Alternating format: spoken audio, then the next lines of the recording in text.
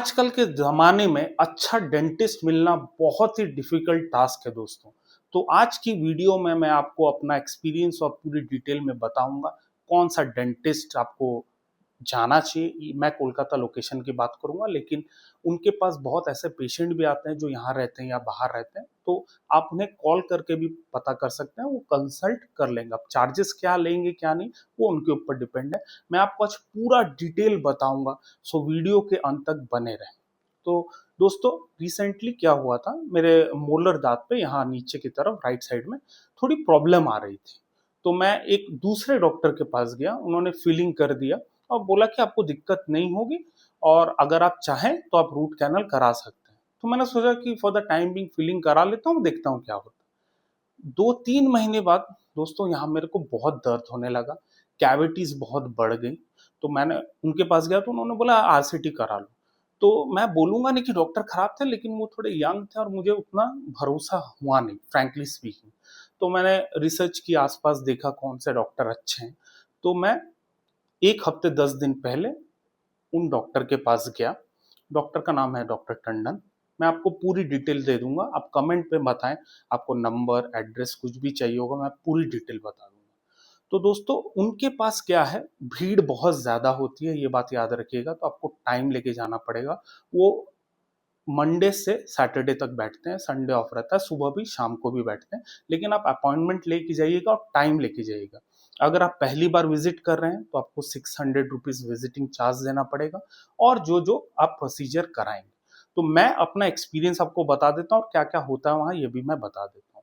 तो मैं जब गया था, मैंने उनको दिखाया कि ऐसा प्रॉब्लम है, तो उन्होंने बोला कि वही जो कैविटीज़ बहुत बढ़ गई है, तो 600 उसका देखने का लिया और 200 रुपीज़ का उन्होंने एक्स-रे करवाया। एक्स-रे में भी आया कैविटीज़, तो उन्होंने सजेस्ट किया कि आप या तो रूट कैनल करवा लो, या तो दाँत हटवा लो और परमानेंट दाँत बैठा लो।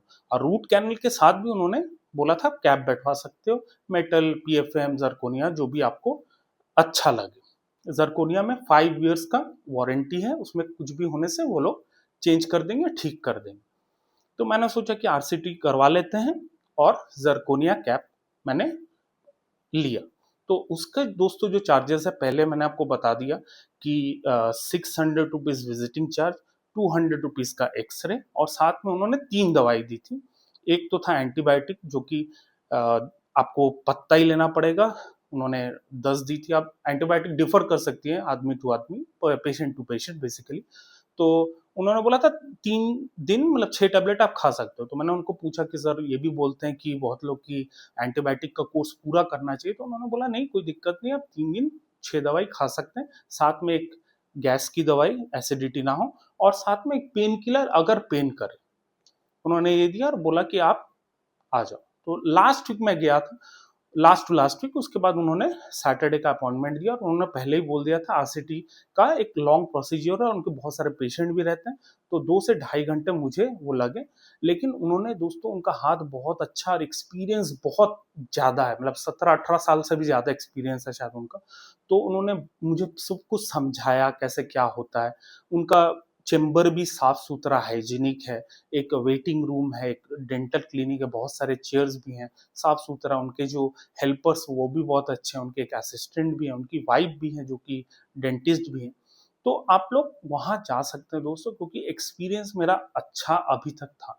तो उन्होंने आरसीटी पूरा डिटेल में किया और बता दिया कि क्योंकि एनेस्थीसिया था कि आप कुछ हल्का ही खाइएगा, फिर मेरा फ्राइडे को फिर क्या बोलते हैं अपॉइंटमेंट है। तो आरसीटी अगर कराइएगा तो यहाँ 3 ऑप्शंस उन्होंने दिए मेरे को। एक मेटल का था 8500 इंक्लूडिंग कैप एंड आरसीटी, एक था 10500 पीएफएम और ज़िरकोनिया का था 15000। अब आपको थोड़ा ज़्यादा भी लग सकता है, क्योंकि मैंने रिसर्च भी किया था कि मोर और लेस इतना लगता है। उसके बाद फिर आरसीटी हो गया। अब इन्होंने बोल दिया था 3-4 सीटिंग लगेंगी।